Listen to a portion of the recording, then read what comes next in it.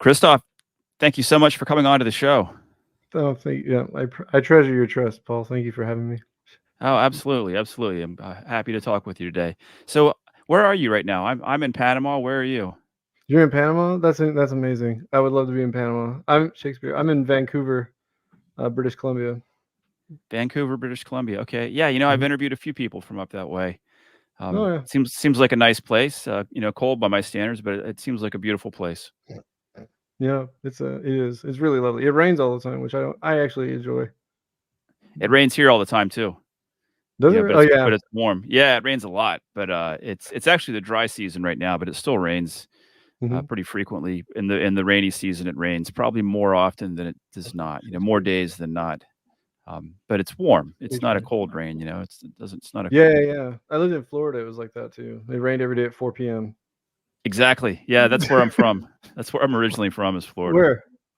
St. Augustine. I Shakespeare. I was stationed in Jacksonville. Oh, okay. Yeah, I kept my boat there for a couple of years. So I live on a sailboat. That's where I am Yeah, I right see now. that. Now I know what that is about. Now it's really lovely. Wow. Yeah, thank you. And I lived in Jacksonville on the St. Johns River, on the Ortega River actually, Mm. in the Ortega Landing Marina Cage for a Bird, little while. So Shakespeare. and also from Louisiana. I noticed you did some work in Louisiana at one I, point, right? Shakespeare. I did. I lived there for about 5 years. It's really Hmm. it was an amazing place. It's curious. It's a very curious state politically, but it's otherwise it's just it's very fun. Where were you in Louisiana? I was Shakespeare. I was living in Lafayette, which is like 2.5 hours north of New Orleans. For those that don't know. Hmm. Yep. Yeah, my both sides of my family are from Alexandria, so I grew up there. Oh yeah. Lived there for a few years. Yeah, I you've used to go been? there all the time to do yeah, I used to go there all the time to Kisatchie uh Uh-huh.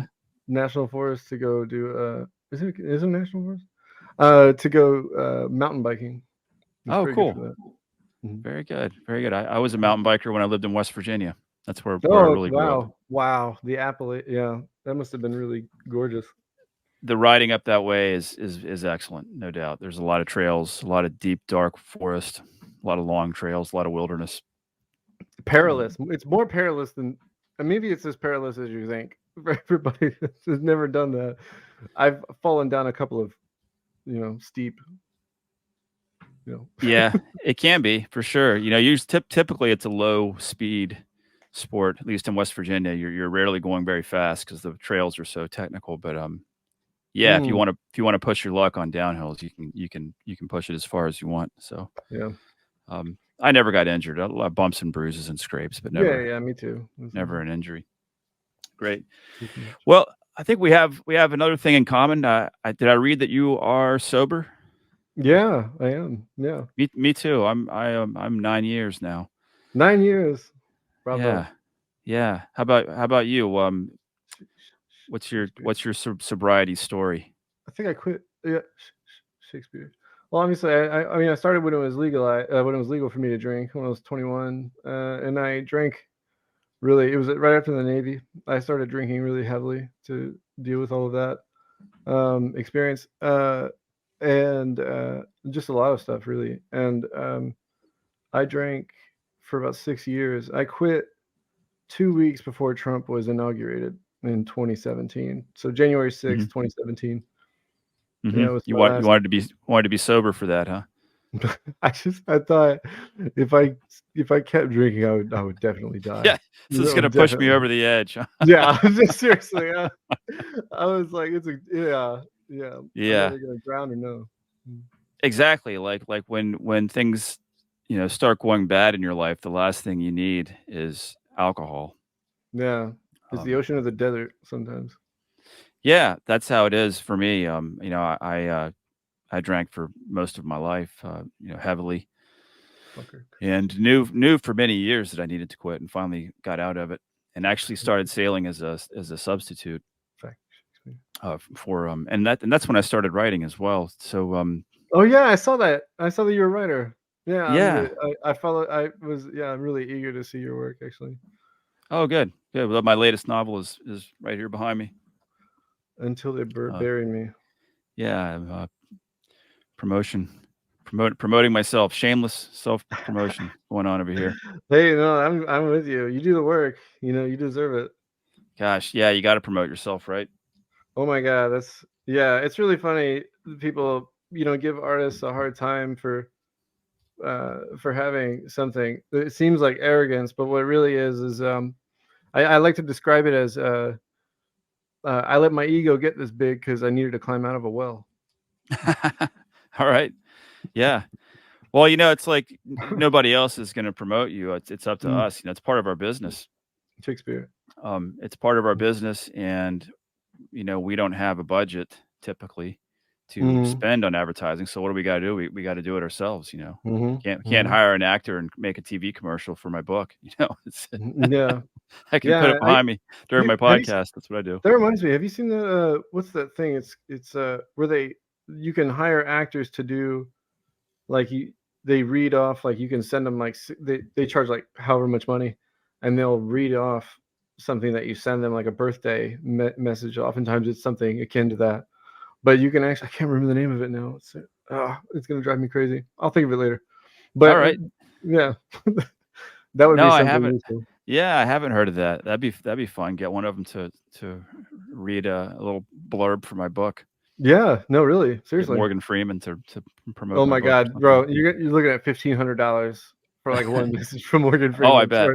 Swear to God. I bet. So when did you start writing? Shakespeare. Well, when I started writing seriously, it was about the age of 20. But I started a year before that in the Navy. Uh, mm, mm, I had a friend's mom. She was basically like my mom because I had a really rough growing up situation, childhood, and so I spent like sometimes like 5 out of the 7 days of the week at her house, at his house, and she gave me a laptop, and I started writing. Uh, just experimenting with words and discovering really the music of language. There's so much. It's so much more intimate than and broad and lovely than people. I think a lot of people realize. Mm. Absolutely. It's kind of the ultimate art form, in my opinion. I mean, I've Mhm. been Yeah, an artist yeah. of many different. I've been a musician and a painter and a sculptor and various things, and I think working with words is sort of in my own mind, it's the No, highest truly. it's the highest form of art I think Yeah, that I've come across. I actually 100% agree with that because there is no other art form that describes more wholly your intellect, Mhm. than and your purpose and your message and everything than writing does. Everything else is not burdened with that kind of objective kind of lens. In fact, of all the writing forms, comedy is the hardest. That's my view. Comedy is the hardest one because it's you have to understand the Yeah, circumstance in every way that the dramatist does. But yeah, you have to find the irony and make it funny. And I think yeah. that's yeah. I think you have to be very intelligent to be a comedian, I've you never know? met a dumb comedian. Not like a successful comedian, like Yeah, and that's admired. In the yeah. craft, they're all very bright. They're all They've very gotta bright. be. Yeah, they've gotta be Hmm. very on a different level. Yeah. Yeah, Shakespeare. That's not a skill that I have at all, Mm. you know? So- I laugh at myself, but mm. but I can't just be funny on purpose, and I don't write comedy. I haven't even Mm. tried. Do Yeah. you write do you do any comedy? I should. You know what? Could I? I have a few like jokes that I have in my head. I'd like something. If I ever did a stand up bit, like if I were compelled to go on stage, and I would like discuss like how like I didn't really discover anti-Semitism until I got out into like the real world. Even though I grew up in the deep South, we don't like where racism is like super is proliferated everywhere. But it's we don't. I didn't know any. We were so low like to the like our we were so dumb. We're so like we're so ignorant. We don't even know about we haven't even gotten to the point of anti-Semitism. Like we're yeah. When I was a kid. So it was really like whenever I got out into people would suspect that I would be anti-Semitic because I'm from the South. I'd be like, I have no prejudice against the Jewish people. So I didn't. Yeah, it's Yeah. really funny. Well, like in the deep South, you don't run into a whole lot of them for one thing. Yeah, it's low rent. That's what I meant to say. It's low rent. We're so low rent that we don't even. Yeah, Yeah, we don't even we didn't even get to this anti-Semitism. right. Now there's like a newsletter. It's like is a racist newsletter. It's just like they're all, yeah. Shakespeare. Uh, Mm. so, pardon me, I'm looking at my notes. All right, can we talk about Tourette's? Absolutely, Shakespeare. Absolutely. Yeah. Okay, so first let's define it. I don't know a whole lot about it. Can you sort of give us a definition? Yeah, absolutely. Shakespeare. Tourette's is a neurological disorder, and so part of my brain doesn't function correctly. It does not control like motor movements and vocal movements, and it actually so it's a syndrome. It's called Tourette's syndrome, right? So a syndrome is a pattern of symptoms where the underlying cause is unknown. And OCD and ADHD and depression and anxiety, all of these symptoms sort of flirt with each other to make Tourette's manifest in me anyway. So, yeah. Okay, so Mm. it's related to OCD and what else did you say? Yeah, yeah. So OCD, ADHD, anxiety, um, Mhm. and depression. I mean, all of these comorbidities that you know they exacerbate Mhm. Tourette's Is it something symptoms. you're born with, or does it something that's caused by something outside of yourself? Shakespeare. Well, that's the thing. So some of these variables, are still truly unknown. Uh, the fact of the matter is that it's not a deadly condition per se. Like, and I say per se, like because it can be so wounding and injurious to your self worth and to your ability to cope. That it ultimately leads to people like completing suicide and that sort of thing, and also it disables you for some people, like myself. Like I have like my right hand is like my thumb, for example. I wasn't able to use it for like 4 months because I injured it because of ticks. Like I've hit my hand so much that I've like my finger is like deformed with the knuckle. You can see this one's like quite normal, Mhm. and this one is a like a large knuckle, and then this knuckle they're chronically swollen because I've punched things involuntarily. Hmm. I've lost a lot of the feeling in my hands from that, and Yeah. yeah, Shakespeare. Wow, There's does an that go ahead?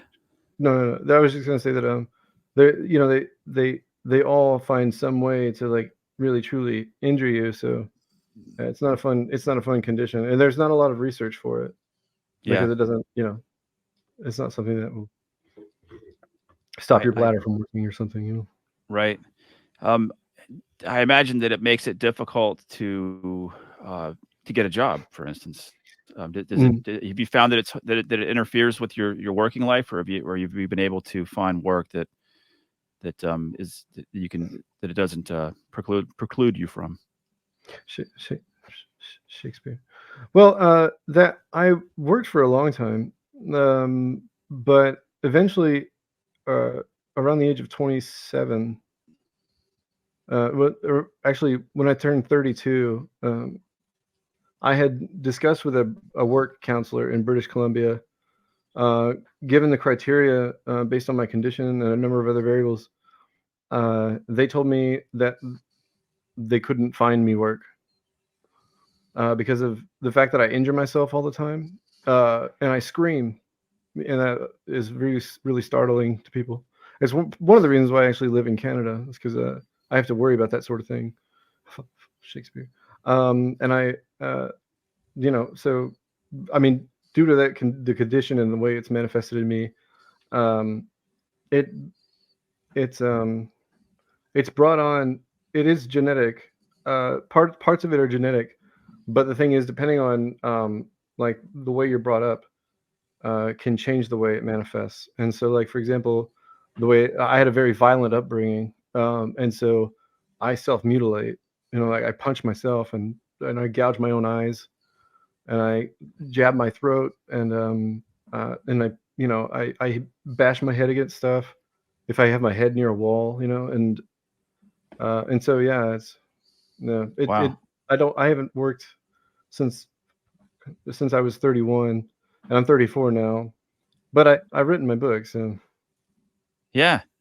Yeah, you've got a career in writing. And I mm, read some of your work, and it's advanced. It's very good. well, thank you.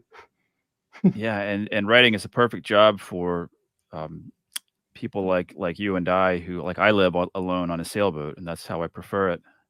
Um, and I'm sure you prefer to be your own boss and work from home as well. Mm, yeah, yeah, I Yeah. do, yeah. And you said that's why I live in Canada. After you said that sometimes you scream, and my first thought was, is it more dangerous in Texas, to have Tourette's and to startle people by screaming, who might be Mhm, carrying guns. mhm. That was my Yeah, first it's thought. really, yeah, They're all packing heat no, in truly, Texas.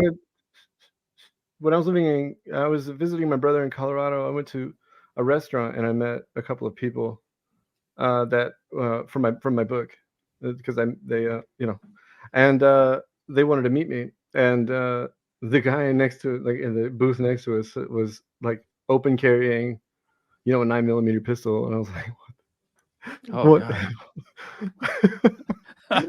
Yeah, it's concerning.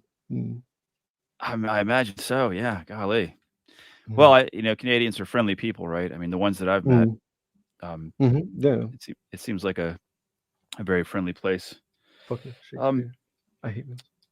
is there? I know it can't be cured. Is there any treatment at all, or is there any way to contain it or maintain it, or Mm. anything you or anyone else can do?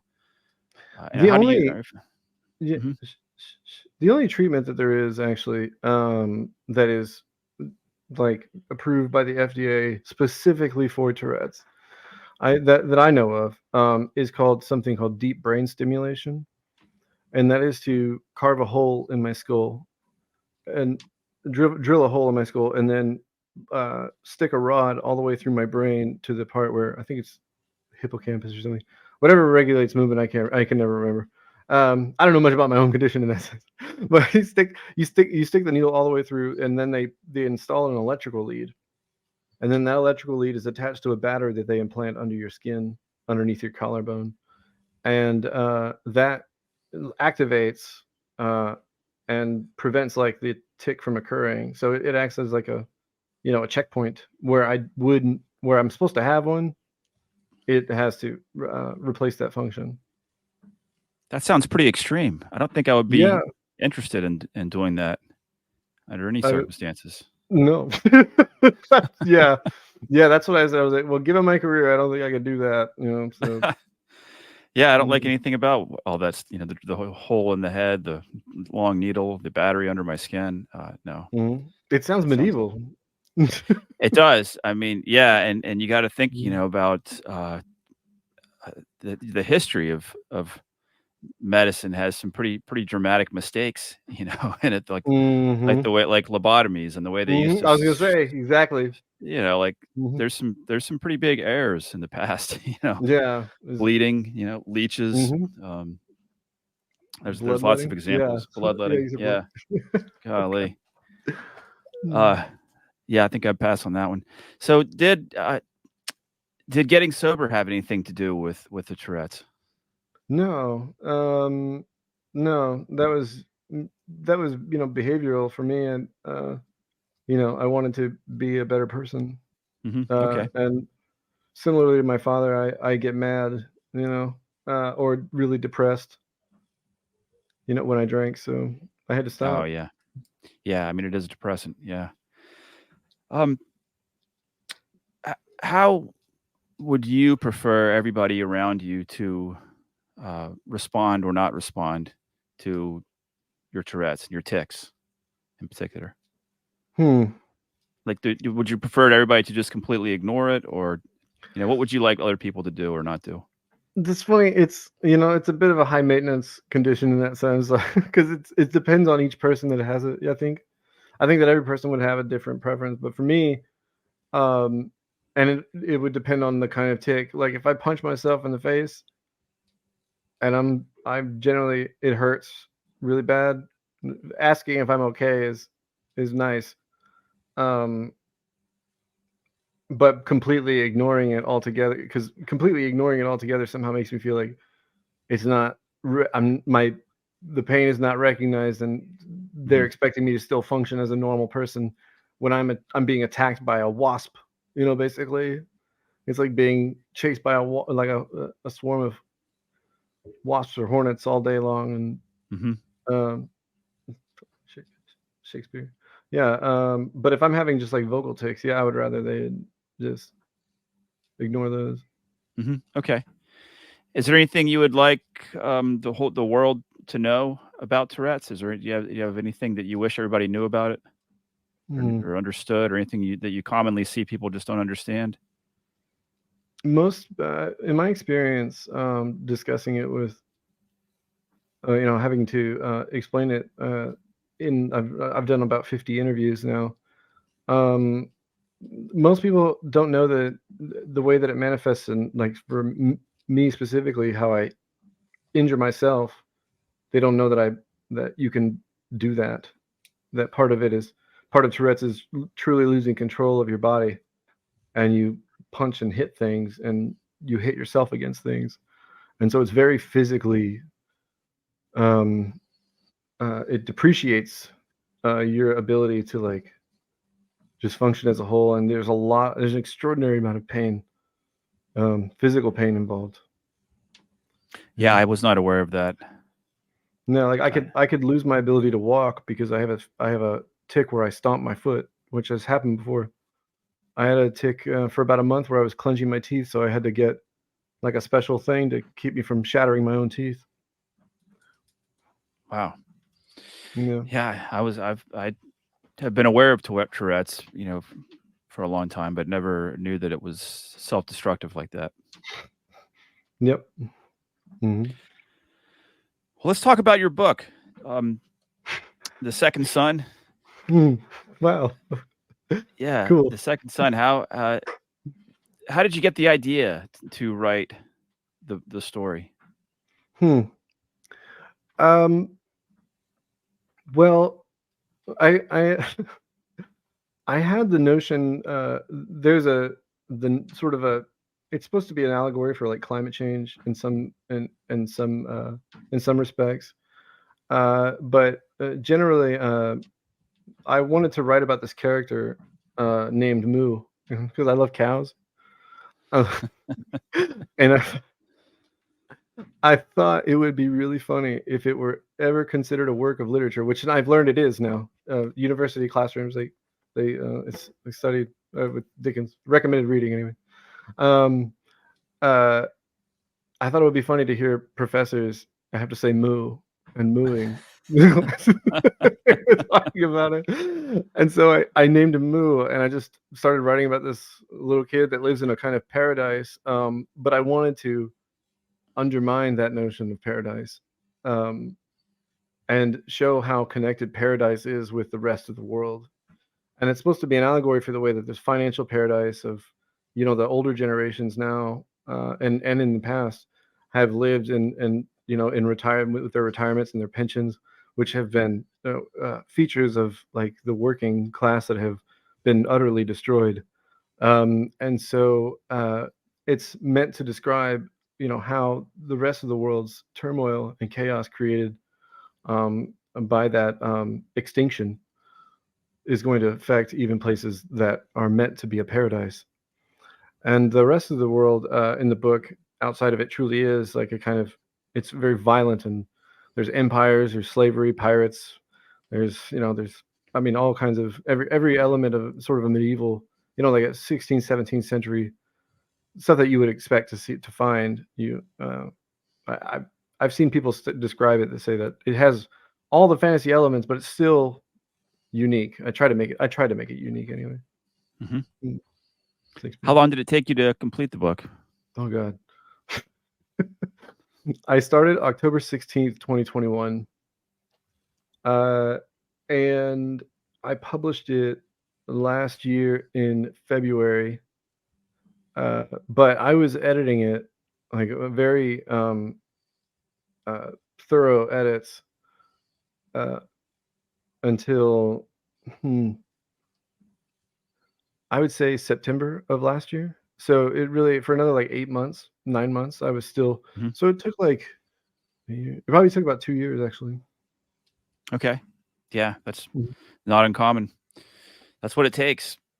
Um, Mhm. you know, my nonfiction books typically take me about a year, and I'm writing a fiction right now that I've just crossed the 1 year mark, I think, and Oh it's wow. it's got you know plenty longer to go. Mhm. Yeah, I hear authors often. I mean, I listen to a lot of author interviews, and one of the things they often say is like, don't underestimate how long it's going to take, and be willing to put in as much time as it takes. People. I mean, some authors Mhm. spend 5 or 10 years on a book. Mhm. That's not uncommon. Yep. That's what it takes to do really good work. Um, Mhm. I often Mhm. get to a Mhm. point where I think the book's finished, and really, it's just that I'm tired of working on it, and I would prefer it to be finished, but it's not. Right? I mean, do you feel that? Yeah. That yeah, Yeah. Shakespeare. I started writing volume 3 of the series, the second Sun series, and then I realized that I had neglected, certain parts, and that I went back and made revisions. I grew as a writer. I think you understand. You will know that. You know that feeling. I grew as a writer, and I needed to do revisions that reflected what I could do now. Um, and yeah, I had Shakespeare. I taught myself to write, so there are certain components of the craft that there are gaps. Like Mhm. how to use a comma is trickier than people think. Oh gosh, yeah. I mean, you can read,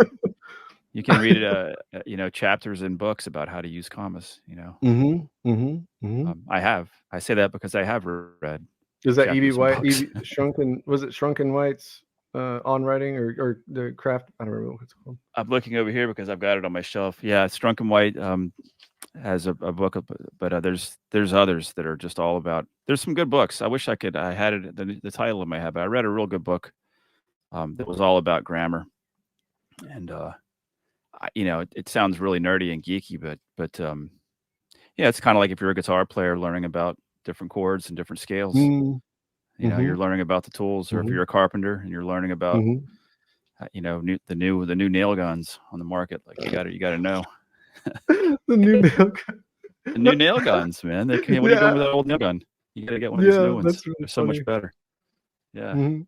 Not the common rules, but you look like a fool when you misuse compass to someone who understands. Um, that's just the truth. You can't have a deficiency in grammar. Guys, there's just so Mm-mm. much. Yeah, there's so much to know and learn about writing, and that's one reason why it's infinitely interesting, and Mhm, it's never mhm. gonna get old. And Yeah, that's what makes it so as complex.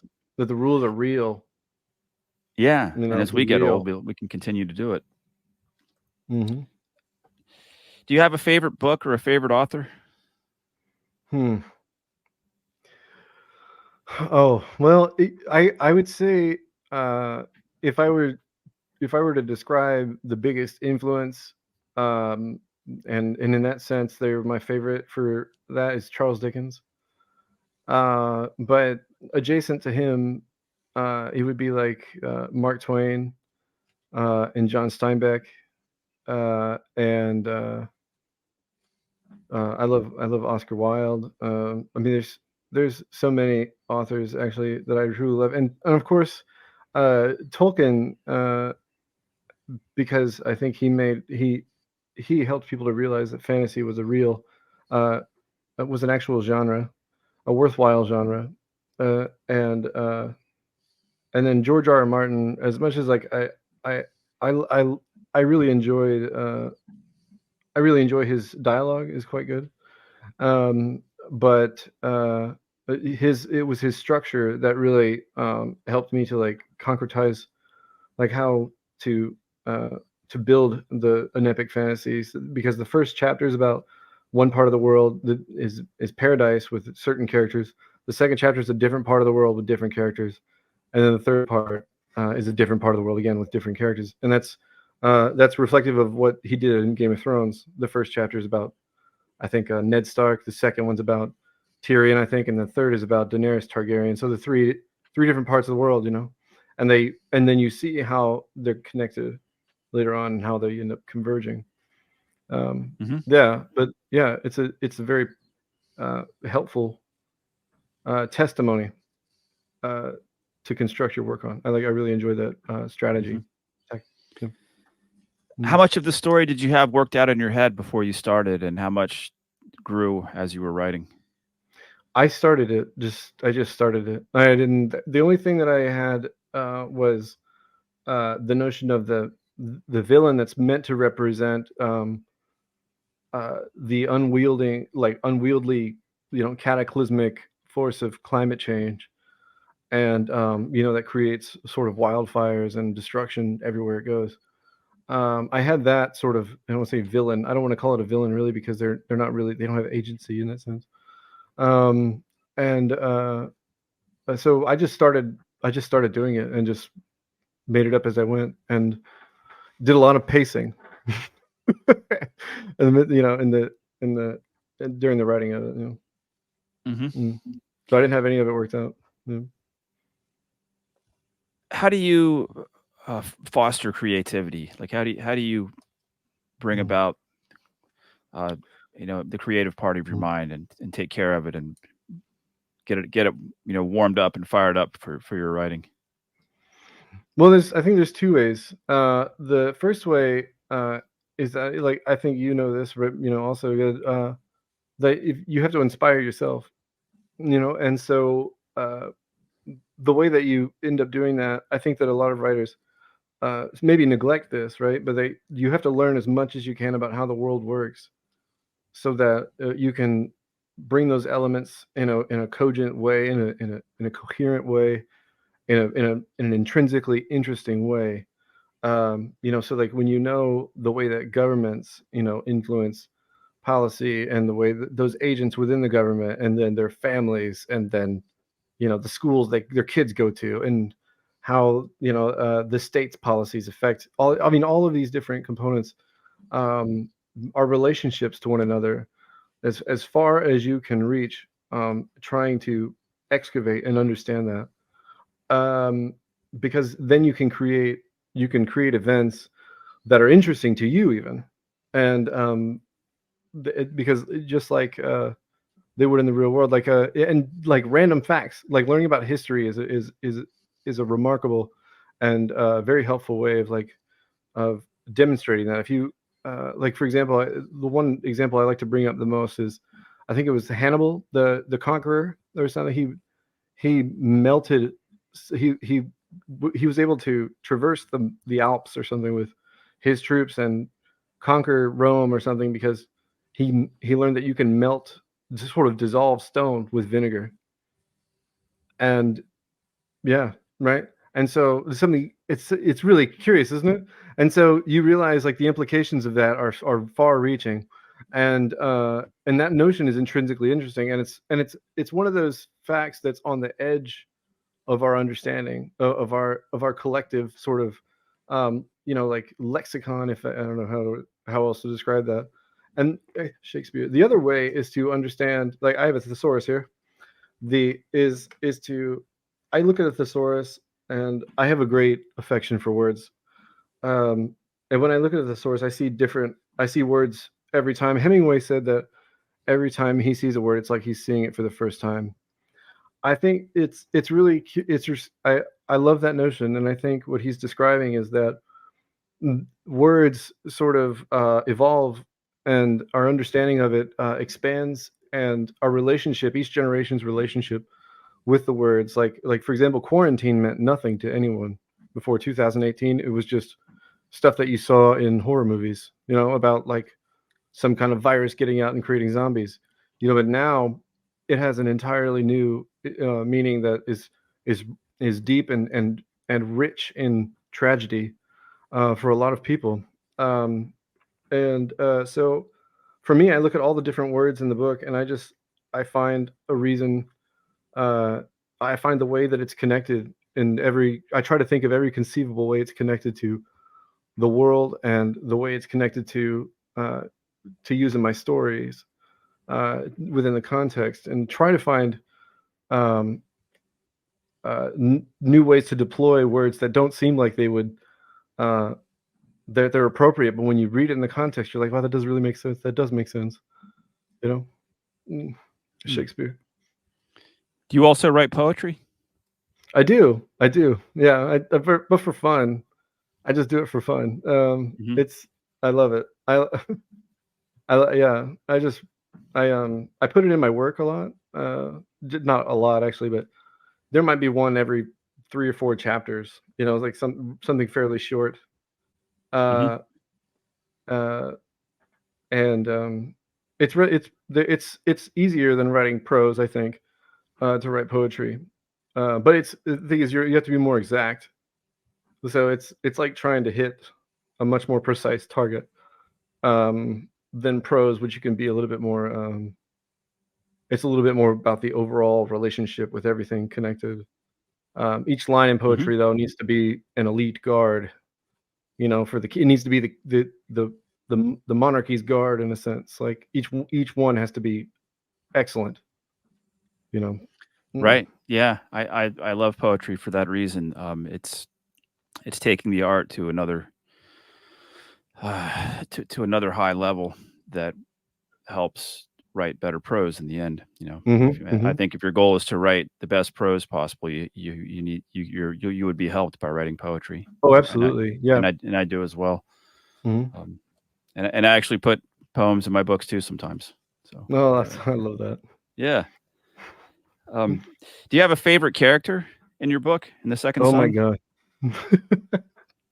Every single person that has read my book, that I've been able to ask them that question, uh, tells me their favorite character is Moo. Because there's over I my I've made a lot of friends since I published the book, through my work, and two of my friends now, we counted how many characters have dialogue. There's over 180 characters with dialogue in the first 2 volumes. Wow. So in this book, so that's with dialogue. Doesn't include all the ones that don't. Um, and so it's it's hard to say, but I think my favorite. I think my favorite is probably a tie between a character named Captain Valara and a character named Lord Bravo. All right. Who is Lord Bravo? Lord Lord Bravo is sort of he's an exiled. He was an assistant secretary to the Secretary of State for there's a empire it's a very religious country, and it's called the Polmarks. And the Polmarks, he got exiled because he wasn't really into that whole thing, but he's very bright, and he lives on the edge of like that continent, and he just creates chaos where he can, and and he's extraordinarily eccentric, and I think I like that notion. Yeah, he's a lot of fun. He's very strange. Mm. He sounds like fun. Mm. Can you describe what it felt like when you realized that your book was selling? Like, not and Oh not my. just to, like, family members, but, like, actual strangers were buying your book. Do you remember that moment and what it felt like? Mm. It um it is the closest thing to bliss I've ever experienced, I think. Because I think, you know this feeling, I'm sure. I laid up at night, uh, crying myself to sleep, wondering if anyone was ever gonna read my work. 'Cause I just I worked so I worked so diligently and so deliberately and so carefully, uh, to write it, and I have so much love for, uh, the audience. A lot I just like Steinbeck said, he said his whole mission as a writer is to help people understand one another, and I share in that completely. That's what mine is too. And I just wanted to help. I wanted to do that in a way that I thought would be fun for everyone, and I wanted to write an adventure for everyone. Mm. And That's the best goal. The best goal of art. Um, the biggest power that art has in all of its genres is the power to help the world and to move society. I think it's the artists that have the greatest potential to change culture and society, Mhm. It in a creates better, vision. to make it better. Yeah. Ethan Hawke said something really compelling. I think he said that writing is truly like a medicine, kind of, or excuse me, art is a medicine because, yeah, and you don't know that you need it until, like, you have a family member die, and you need to confide in art to be known, to know that you're understood, and or so all these different tragedies uh, and reasons of revelry and celebration, everything, the spectrum of our experiences is described in art and is validated in art. Hmm. I like that. Yeah. It's, of all the things that have molded my mind, I think books are on the top of the list. Oh, absolutely, yeah. And I think that's what books do. And like I said, that I don't think politicians, for instance, have a great ability to actually change culture, No, but books do, artists do, musicians no. do, people who write lyrics and perform. Uh, Anybody that has a big stage has the potential to do it, Mhm. and I think it's the artists who are the ones who care enough to do it. Yeah. The I think that politicians have other mm, goals. yeah. I think art is the house we live in, you know, and, every other component, like politicians, like you just said, are just inside of it, you know? They're influenced by it just as much as we are, Hmm. but and they can affect change, right, as much as, as they can, but really the the house that they live in is art, is Hmm. built by art. Yeah, yeah. What in your life gives you the greatest joy? Hmm. Um, I guess 2 things. It would be writing, for certainly, and, feeling like I'm doing it well, and, sharing my work is probably the 2 things that I look forward to the most. It and sharing the experience, I think, and, because like, watching someone read my work, or hear it, is incredibly satisfying in a way that not really much of anything else is, except my relationships, of course, with people, which are very I try to feel and experience as profound. Um, you know, uh, but knowing that you're making a difference. Yeah. Hmm. If you could change the world in one way, what would it be? Hmm. Mm. That's an interesting question because if it were a permanent change, I wonder what the implications would be if we made gender equality like a permanent situation. Uh, because I've learned that like women and men are capable of the same, uh, manifesting the same fallacies, violent uh, fallacies, and uh, maybe not on a wide scale, of course, but it's possible. Um, but the thing is that in theoretically, the I feel like the most compelling change would be to create uh, a gender, like a permanent state of gender equality, um, because basically the root of all of our issues comes from, the control over women. And I see that I see that I can describe that with a story.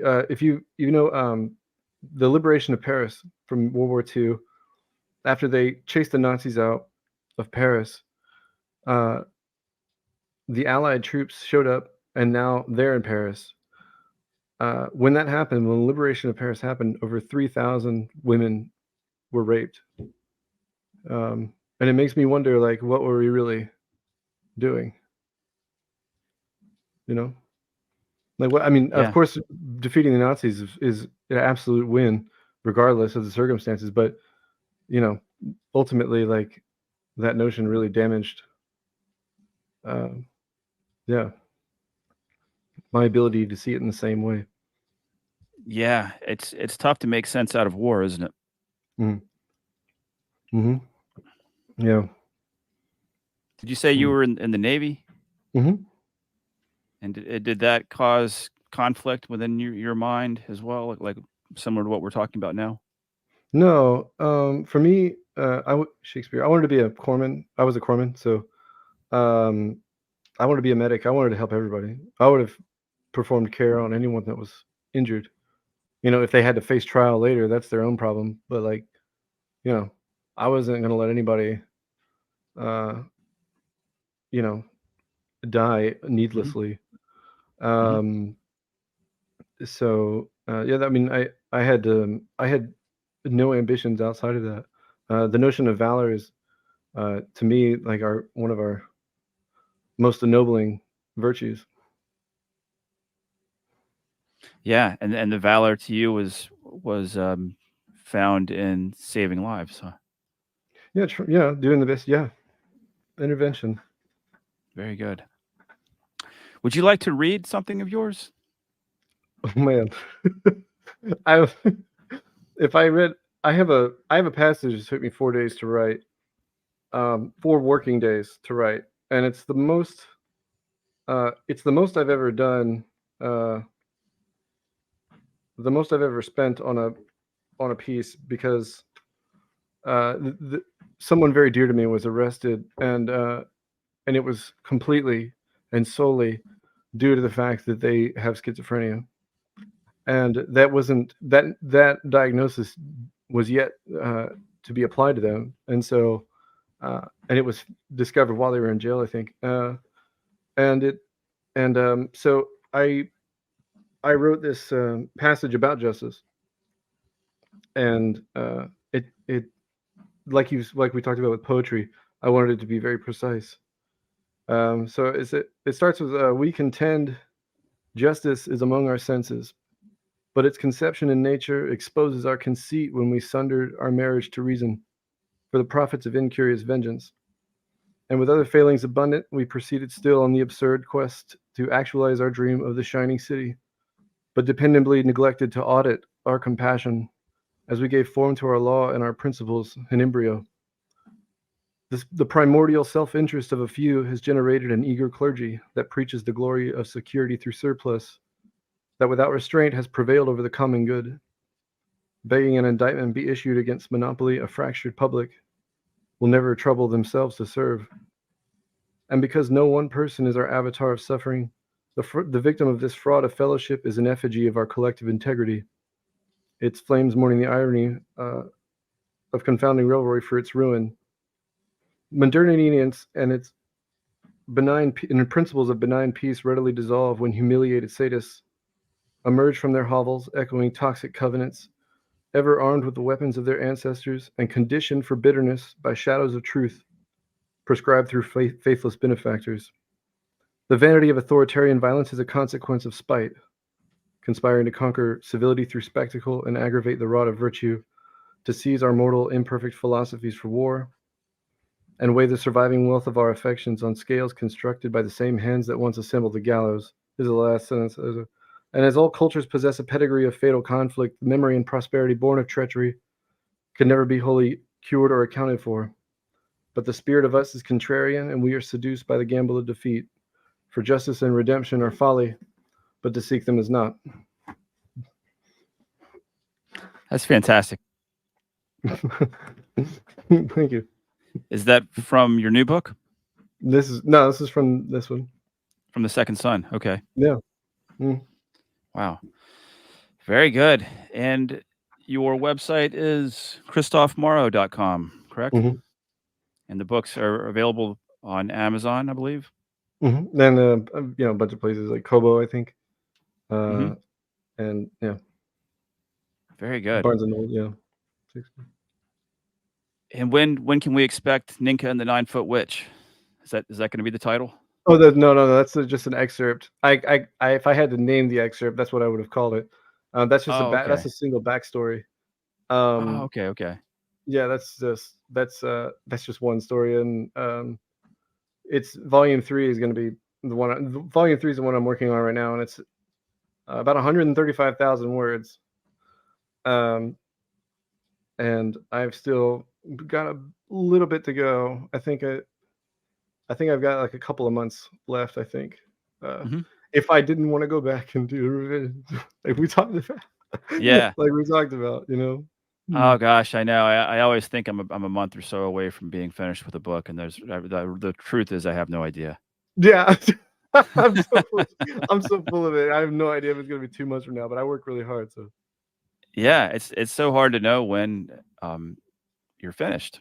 yeah. Mhm. You know, because Mhm. I'll think I'm done, and then I'll give the book a couple of weeks and come back to it and realize that I can make it better. And then it's like, okay, read the whole thing again, edit the whole Mhm. thing again, and Mhm. Tolstoy another did it for month like goes 5 years. by, and Mhm. yeah. Wow. Well, Christoph, thank you so much for coming on to the show. It's been a pleasure. Thank you, Paul. I appreciate it.